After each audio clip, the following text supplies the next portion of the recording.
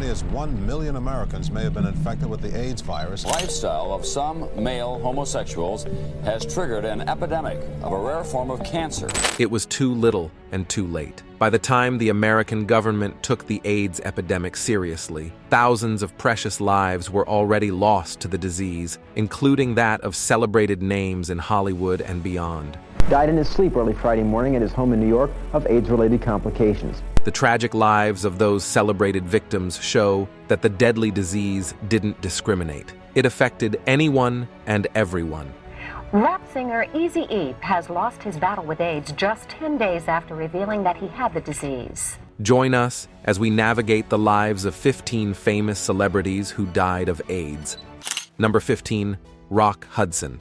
Randy Shilz wrote in his 1987 book, and the band played on, there were AIDS before Rock Hudson and AIDS after. Now, that might sound like an ordinary sentence to you, but Rock Hudson's impact on the AIDS crisis was so transcending that the actor had changed the narrative around the disease forever. Today, it is widely known that the man who had wooed the likes of Elizabeth Taylor on screen wasn't straight. Hudson, at the apex of his career, had become Hollywood's statement masculine, charismatic man who could have ended up with any fine woman. He was a movie star who was dubbed Mr. America, but behind his traditional image of a womanizer, Hudson was known to date men. It was his agent, Henry Wilson, who kept all speculations about his sexuality at bay. Before Rock's small matrimonial stint with Phyllis Gates, tabloids would wonder why their star hadn't been married. This is when Wilson would come in. The loyal agent would give tabloids dirt on other celebrities to protect Hudson's career.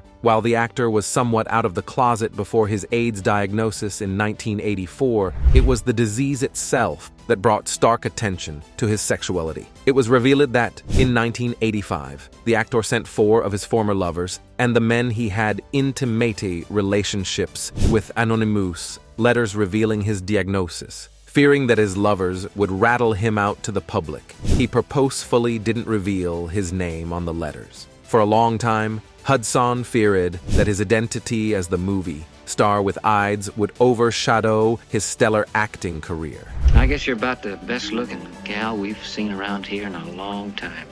He had only encouraged them to go out and get tested, too.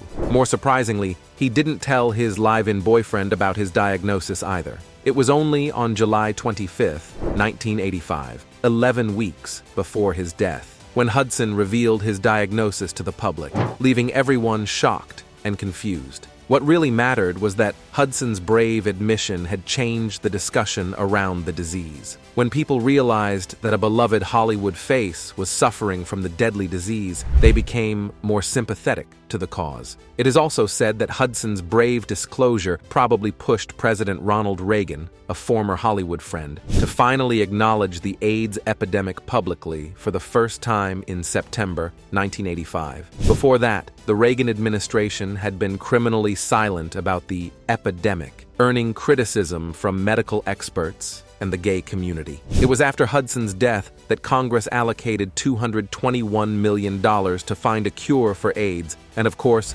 donations to charities skyrocketed. Hudson also left $250,000 in his will to set up a foundation for research on AIDS.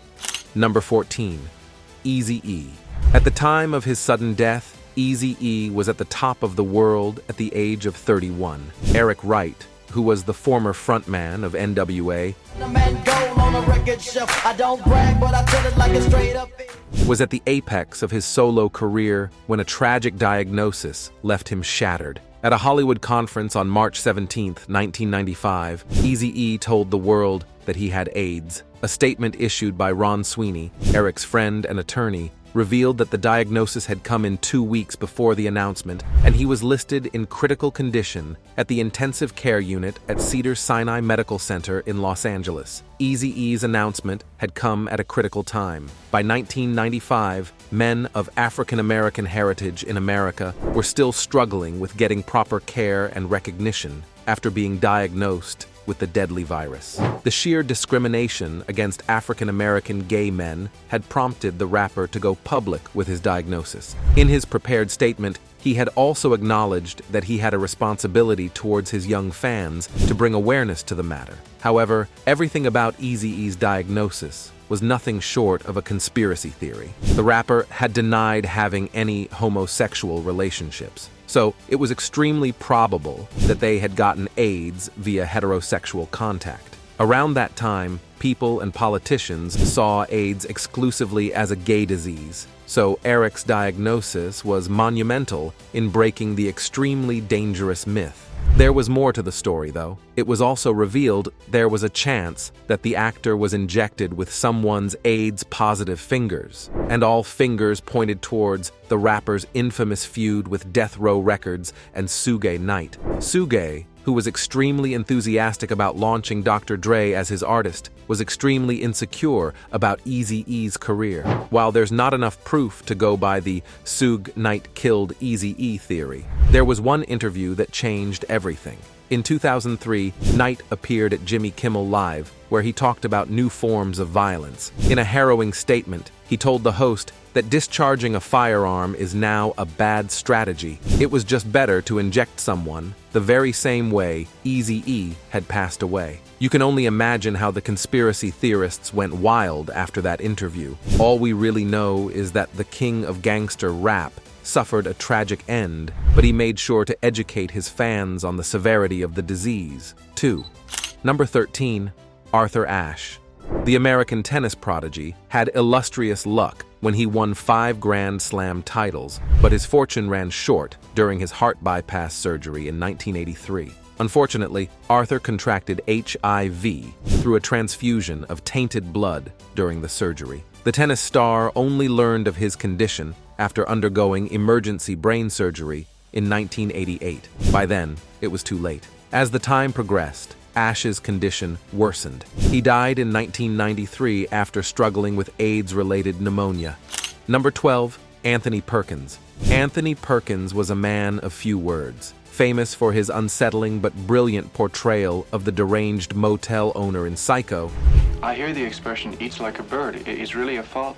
Perkins had a knack for picking roles that exposed the dark side of human nature. However, his actual life was nothing short of a love venture. 2 years before his death, Perkins was diagnosed with AIDS. He knew that the news would shatter his young sons, so he made sure to silently live with the disease. The only person who knew about the devastating diagnosis was his wife, Barry. When the actor's time was near, his wife had begged him to tell his close friends about the diagnosis. It was Perkins' 60th birthday party when he broke the news to a few of his well-wishers. Even then, the actor resisted publicly announcing that he had contracted AIDS. It was only a day before his death when Anthony told the world about his impending demise. In a heart-touching statement, he said, "I chose not to go public about having AIDS because, to misquote Casablanca, I'm not much at being noble, but it doesn't take much to see that the problems of one old actor don't amount to a hill of beans in this crazy world."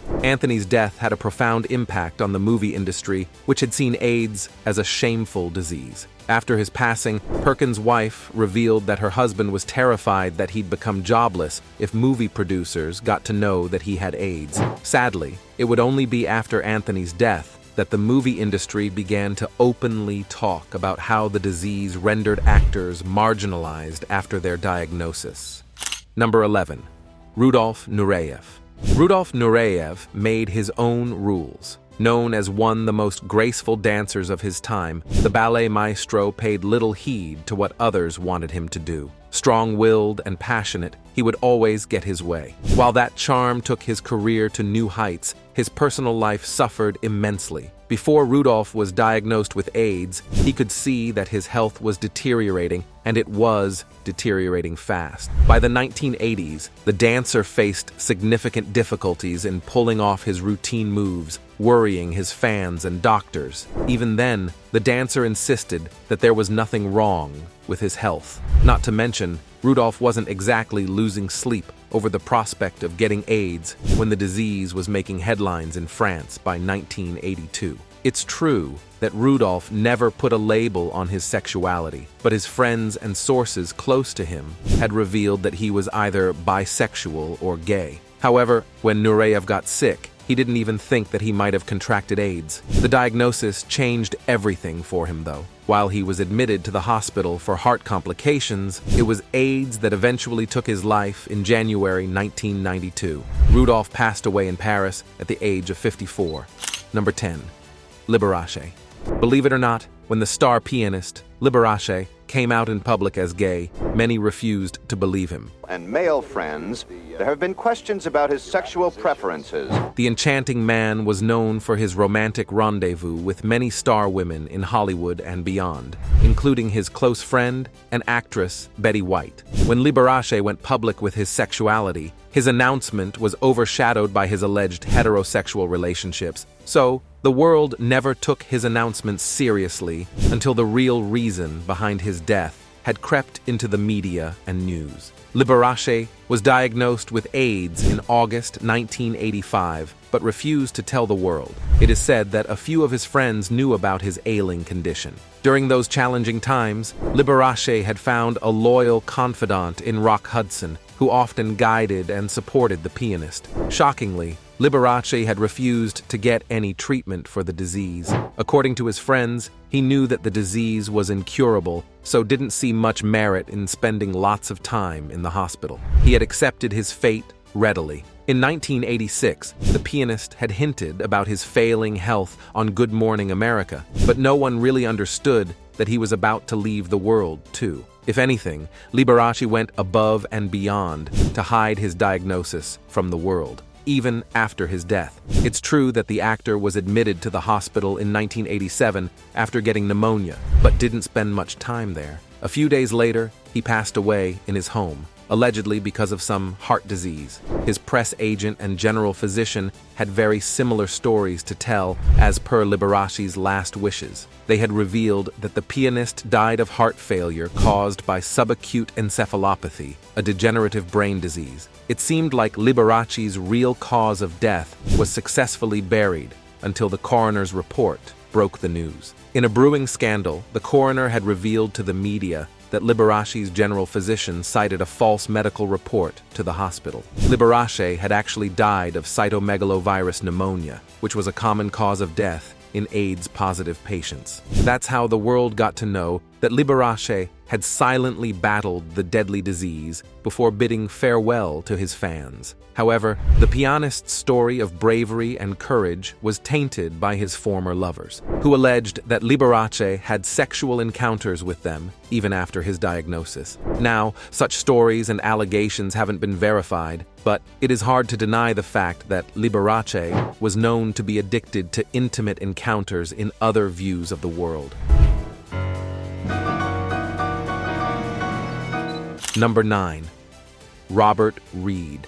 Robert Reed would go down as one of the most beloved television dads. His role as Mike Brady in the sitcom The Brady Bunch took him to new heights in his career.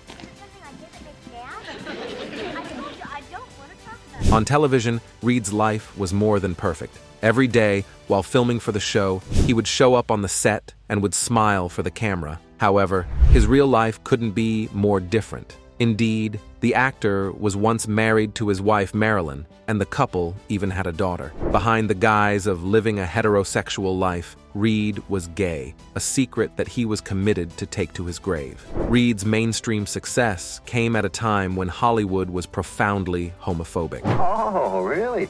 Well, you got a compliment from her. That's like getting an Oscar. He knew that if the word of his sexual orientation goes out, he'll instantly be shunned from television. Shockingly, his co-stars, as well as the crew at the Brady Bunch, knew Reed's secret. They would only talk about their friend's sexual inclinations after his death, though. So, you can only imagine the shock of the world when his real cause of death was made public. There's no doubt that the actor had been diagnosed with lymphoma in 1991. Around that time, he had only allowed his daughter, Karen, and his best friend, the actress Anne Haney, to visit him. He had also hidden his diagnosis with his friends at the Brady Bunch, and only thought of disclosing his impending demise weeks before his passing. The actor passed away in 1992, and the cause of his death was solely attributed to cancer. However, when his death certificate was made public, the coroner's report also showed that Reed was HIV positive, which ultimately became the major cause of his death. Number 8. Keith Haring. If you have a unique appreciation for political pop-up art in New York's street graffiti scene, you have a lot to thank Keith Haring for. Today, a lot of Keith's art is associated with the advocacy of AIDS, healthcare, and queer rights, but back then, he was known to adorn the subways with quirky stick figures and images of dogs. Haring was quick to break into the world of unconventional art, making more than 50 art commissions. However, his career was cut short when he passed away at the age of 31. Keith Haring, the best-known and best-loved pop artist of the 1980s, died in his sleep early Friday morning at his home in New York. The artist was living a career high when he started to notice that he was having difficulty breathing. Soon enough, a purple lesion appeared on his leg, and Keith immediately knew what was wrong with him. Unfortunately, he had lost several friends to AIDS, so he had the utmost recognition of the symptoms. The diagnosis was still shocking. Keith was a staunch supporter of using protection, and by all means, he believed in practicing what he preached. However, later on, he admitted that despite his safe inclinations, he knew that there was a possibility that he could get AIDS too. Since Haring was openly gay and a strong advocate for using protection during intimate acts, he didn't see the merits of hiding his HIV and AIDS diagnosis from the world. If anything, Keith used his art and his connections with high-profile galleries to shed more and more light on the disease itself. His murals and artworks mostly consisted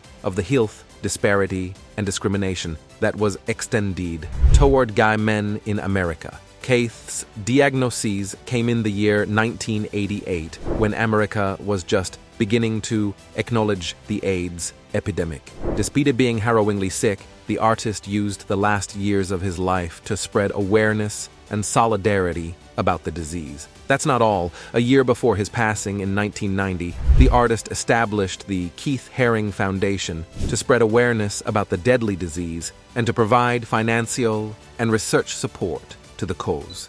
Number 7.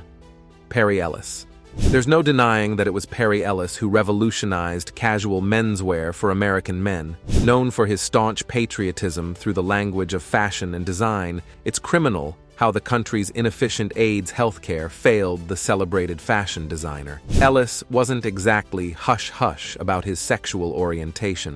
In 1981, he had openly bought an apartment with his boyfriend, an attorney named Laughlin Barker. 3 years later, Ellis had welcomed a daughter, who was conceived by his long-term friend, Barbara. The life of the fashion designer seemed to settle down. He was finally living the dream of having a family around himself. However, a runway appearance changed everything for the designer. In October 1985, Ellis appeared on the runway of his fall fashion show. As he walked to earn the audience's applause, everyone couldn't help but notice that Perry had lost considerable weight and looked unusually old. The media began to speculate that Ellis had also contracted AIDS, just like his partner, Laughlin. It wasn't a secret that Laughlin was going through chemotherapy after he was diagnosed with Kaposi's sarcoma, an AIDS-related cancer. A year later, Laughlin passed away, but Ellis still refused to reveal his diagnosis to the public. It was his wish that his health matters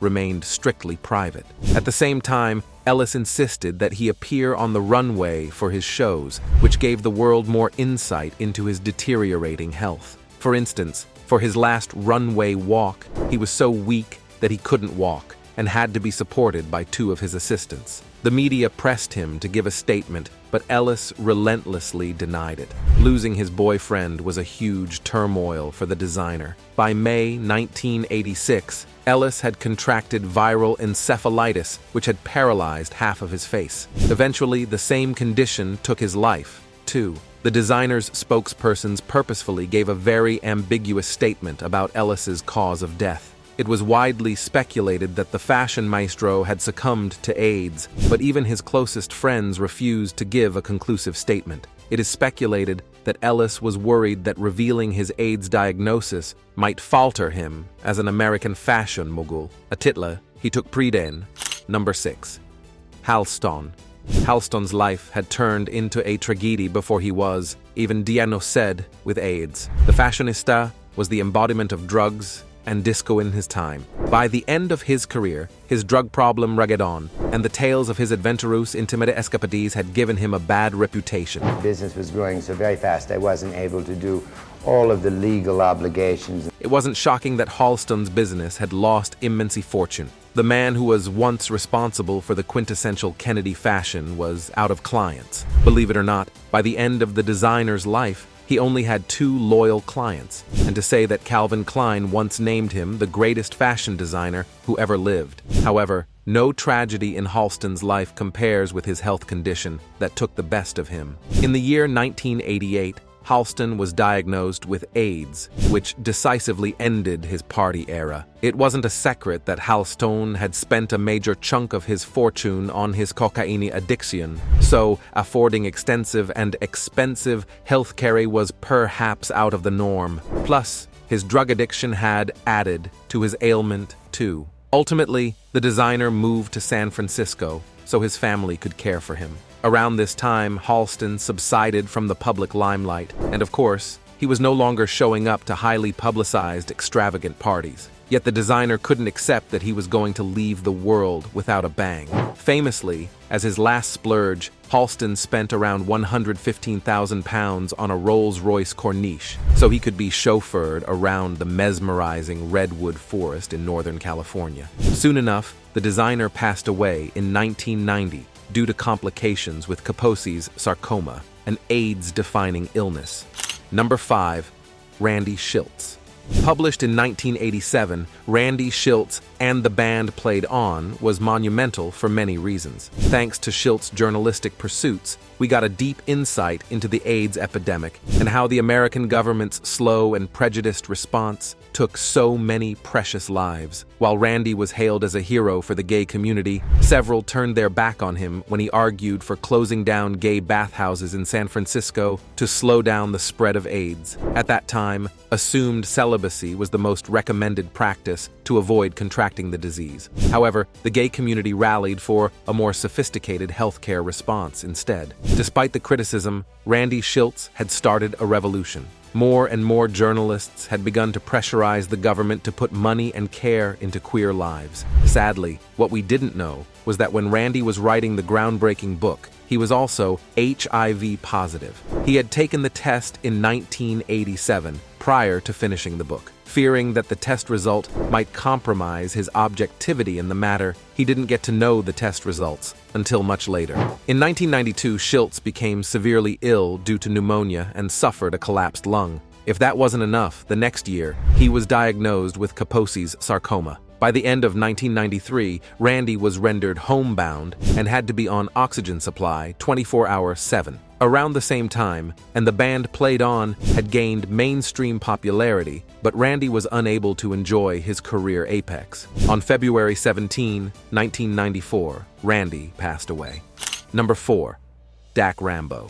Handsome and charismatic, Dak Rambo had earned well-deserved notoriety for shows like Dallas, The Guns of Will Sonnet, All My Children, and of course, Another World. Rambo, who was celebrated on television for being a masculine ideal, was dubbed as the ladies' heartthrob several times. Yet Rambo hardly ever believed in the status. You see, the actor was a closet bisexual. While his relationships with women were highly publicized, the actor actually had numerous male lovers. Rambo knew that his bisexuality had to be a secret, though. As an openly bisexual man, it would have been next to impossible for him to land iconic roles in shows that were super popular on television. However, the taboo around his sexuality didn't deter him from having an adventurous sex life. When the actor finally came out, he admitted that he had had very spicy sexual encounters and that he didn't believe in safe sex. Unfortunately, Rambo learned that he was HIV positive in 1991 while rehearsing lines for Another World.